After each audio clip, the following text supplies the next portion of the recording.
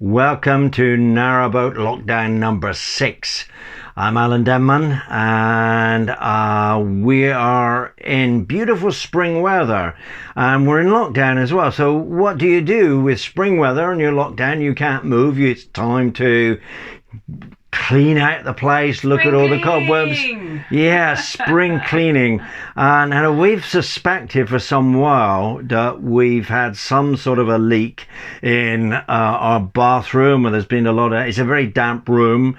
We got a little machine, what we call a dampometer, and that measures the humidity in the air. Quite useful, because on a boat, remember, you're in quite enclosed space. Look, here's the ceiling up here, so you want to really keep the air as fresh and clear as possible. Not always possible in the middle of winter when it's cold and it's raining or something. So what we did is if we just come down here a minute and we have a look in here. And first thing we did was we pulled our compost loo out. Indeed. If we can compost really, loo usually goes here, guys. Yeah. And we're met with the most hideous surprise. It looks lovely and tidy now, doesn't it? Yeah, but can you see this? That tile is buckled. Hang on. Okay. Yeah, you see, oh my God, yes, this is what we discussed. Not only are these floorboards all, I don't know, what would you call buckled. them? Buckled Yeah. is the word. It was just, if you'd been here like an hour or 2 ago, 2 hours ago, it was running with water. So what this tells us is that water has got underneath, and it's pushed the floorboards up, and that looks quite old as well. In other words, it's been going on for quite some time. So we then thought, well, how are we going to investigate? So let's kind of move back. Can't reach those pipes at the back, can we? No, it's really tricky. You see, we've got pipes coming in, going up to the shower. We've got pipes going to the hand basin.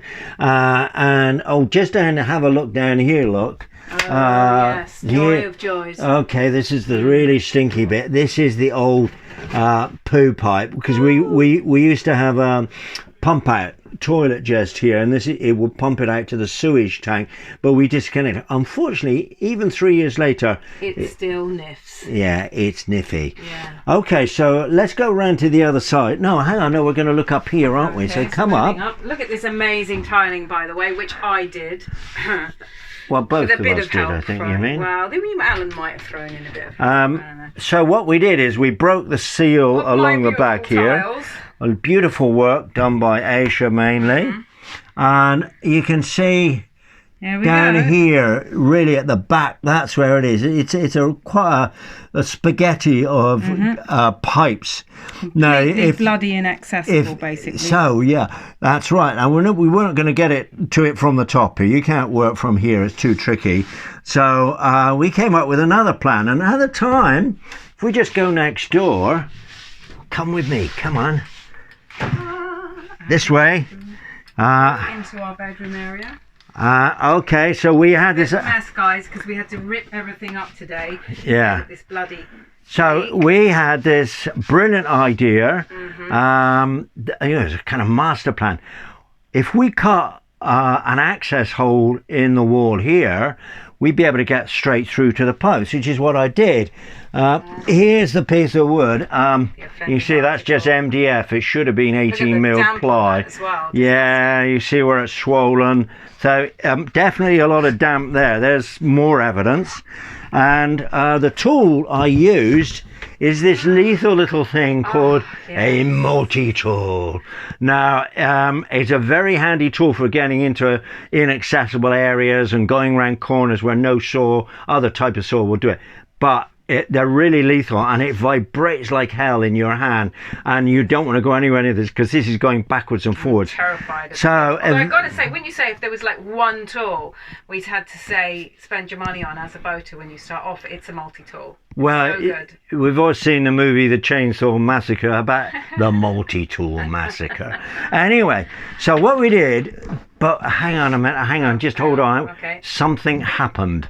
Oh, all right. Yes. So I'm going along the top here, and what I don't realise is that there's this pipe here going up to the shower, and I cut through it, and instantly disaster. water is spurting out all over the place. So back. this was running with water as well. There's even some of it left from this morning. Yeah. Yeah, So not your best move, Alan Denman.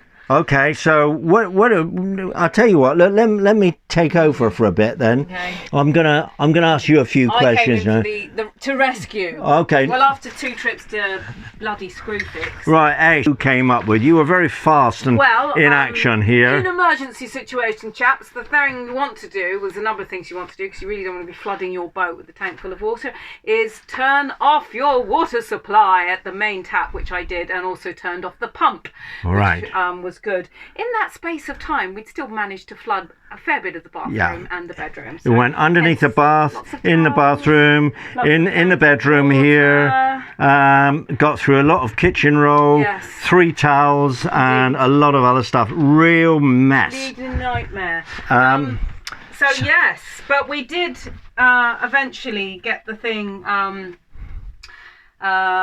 taped off, and we made a couple of trips to Screwfix, and what we did is in place now, so I can't really show it to you, but I'm going to try and describe what I did. But basically, where we cut into the pipe, what's the tool you use to cut? This is the first thing we bought from Screwfix. So this, if you are going to cut into plastic pipes, guys, so like these grey pipes here, right, if you're going to cut into them, you've got to have a nice clean cut, no ragged edges on there, otherwise the thing will leak later on.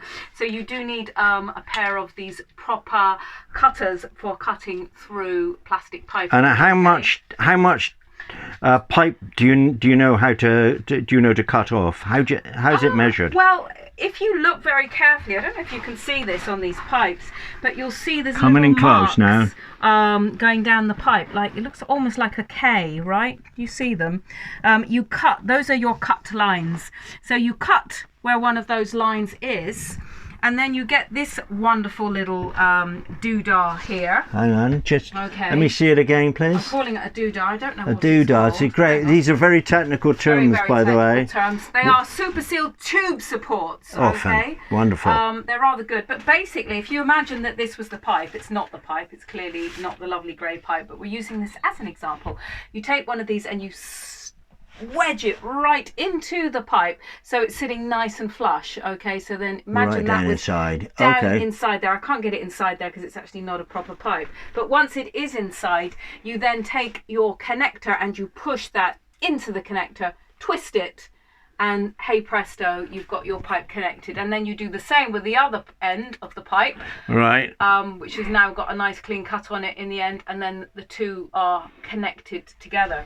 So that's what we were able to do, at which point we were able to turn the water back on, at which point more water appeared, because of course we still actually hadn't found the original leak.